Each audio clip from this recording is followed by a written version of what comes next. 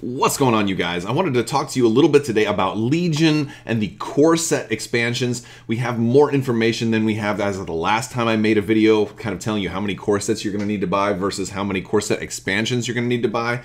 And what I'm talking about that specifically is the expansions that represent a unit that already comes in the core set. So I'm not including the ATST and the Snowspeeder. You definitely want to buy those because you can only get those from their individual expansion.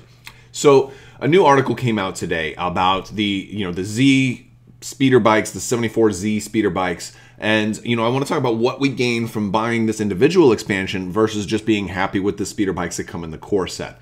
So first I'm going to start off with the cons. It's about twice as expensive if you want to buy the individual unit expansion versus the cost as it kind of applies to the bundle of buying an entire core set, because you're getting a whole bunch of stuff in a core set plus extra dice. By the way, you are going to want extra dice. You're probably going to want lots of extra dice because there's lots of units that are going to roll a lot more dice than they even give you in the core set. So I think having at least 2 core sets worth of dice is great, or maybe a core set in a dice pack, or maybe 2 core sets in a dice pack. Personally, I'm leaning towards 3 core sets being the best value, but I'll get into that towards the end of the video. Why? So it's more expensive. If you were to buy every unit that came in the core set and buy just their individual expansions, you'd spend about twice as much. That being said, what do we gain? What are the benefits of buying the individual expansion? Because in all FFG games in the past, there's almost always been some kind of exclusive thing you can only get this way. Well, we do get one new card here, and we're going to take a look at the cards in a second because I'm also going to cover the other core set expansions. But we also get alternate sculpts. Now that's something that's pretty interesting. If the poses of your miniatures are important to you, depending on how important they are, then there's definitely some advantage in picking up, one of these expansions, or maybe even more. If you really like the pose, maybe you pick up more of them. One of the things I think might be a, comfortable medium is getting your core sets first, and then as funds become available, what, next month I'm going to get another expansion, or maybe next payday I'm going to get another expansion, and then I don't think there's an absolute rush need to get these right away, but I think these will be great incremental purchases, especially if you like the sculpts that are coming with them, because in the core set you've got the leader who's like sitting upright, and then you have the other guy who's like shooting to the side, and it looks like the alternate sculpt you get in this is the guy like leaning forward a little bit more versus the guy sitting up. Although they, like in this photo, it's kind of hard to tell, but it looks like that top guy's leaning forward more, and the bottom guy's sitting upright a little bit more, like he's proper. And he's like, no, we must ride upright on our speeder bikes because that's the way the Empire trained us, But this other guy's like accelerating, So different poses. That's one thing. Let's talk about the cards that we get. So in the vehicle expansions, we're getting Comms Jammer. Comms Jammer stops your opponent from issuing orders. Enemy units at range 1 cannot be issued orders unless they're issuing an order themselves. I want to clarify that this is stopping during the issue orders phase. It doesn't stop you from activating somebody. So if, for example, I got like Luke Skywalker and a Snowspeeder and then 6 core units or 6 Rebel Troopers, all right, and I've got my Rebel Troopers near your speeder bike with a comms jammer on it, you're like, I'm going to stop you from activating these Rebel Troopers. No, you're not, because I'll just issue Luke and the Snowspeeder an order, and then I'll pull from the bag anytime I want to issue an order to a trooper, and then I can pick, not issue an order, but activate. And the key is, issuing orders is done at the beginning. That's when you put your little token out and say, all right, I can activate this guy whenever I want. But activating is a totally different thing. So this doesn't stop you from activating units. It just makes it potentially a little bit more difficult for you to choose who you're going to activate when you're going to activate them. But there's very easy ways to counter this. I think this is a very situational upgrade that will probably get better over time. One of my basic views on this game is that over time, once we have more special forces units and lists really start to become diverse, that's when it's going to increase the importance of the issuing orders phase of the game. Because right now, when you're really going to be running just a lot of core and maybe a vehicle or two, it's all going to be about the troopers. So issuing orders isn't that big of a deal because you can leave all your troopers in the bag, issue orders to everybody else, and then come activation time, you can choose any unit on the battlefield to activate.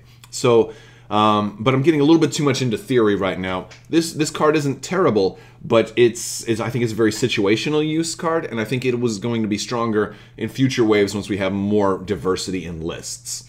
That being said, it also is available in the other vehicle packs. You can get this in the AT-ST and the Snowspeeder as well. So you really don't need to buy, you know, an AT-RT or a speeder bike expansion to get this upgrade because it's available in other places. Which tells you two things. For one, they're not forcing you to buy every single expansion, which is actually making this game more consumer friendly in my mind. And two, you know, you're not being forced into a specific faction because it's available across the aisle as well, which again is making this game more consumer friendly. So I think this represents a great step forward for FFG by giving you stuff all over the place. And if you want the individual expansion, by all means pick it up. If you bought 2 core sets and you're like, you know, I want to run a 3rd speeder bike, but I don't want to buy a whole nother core set for it, here's your option. And you get an extra sculpt at that. A sculpt isn't gameplay related, a sculpt is fluff. So by all means, I think this is a great expansion for, and if these criteria apply to you, this is a great expansion for that. And the same thing goes with just about all of the expansions. I think you're getting an alternate sculpt and some cards that don't come in the core set, but these cards are available elsewhere. So let's look at the infantry cards, right? Your Rebel Troopers and your Stormtroopers. They come with 2 cards. First one is Impact Grenades. This one is not bad. This one's not bad at all. For one, a grenade lets you split up your fire. The problem is you are getting a different grenade in the core set. So while this one is good, the other one is also good, and they have slightly different purposes. I think the other one lets you ignore cover, but this one, you know, is good against vehicles. I don't really want my troopers getting that close to enemy vehicles anyway, so you know, it's okay, and it gives you options. It's a cheap way to have some impact, although it's only impact 1, but lets you split fire also because you don't have to throw this against vehicles. You can, but this is like the other grenade's the same way, so it's not that different from the other grenade. I could potentially do without this one. And then grappling hooks. Grappling hooks is one of those upgrades that could be great or terrible. It really depends on your terrain, on how you're going to be doing stuff. If you're running walls or spiky, things that are just blocking, or trees, you're not going to be climbing on that stuff. But if you're running plateau type terrain that somebody would climb up and be on top of, or like a house or things like that, well then grappling hooks becomes a more meaningful upgrade because now it gives you much better control over the battlefield. Also, if you're running expert climber and you have the opportunity to place objective tokens, maybe you place them on top of certain terrain, making it really hard for your opponent to get close enough to it. So this is a very subjective upgrade that totally is going to depend on your board and where you're playing, which I think is really cool, and I think adds a lot of dynamics and diversity to this game as a whole. But it's not something you necessarily need. Not everybody's going to need this upgrade.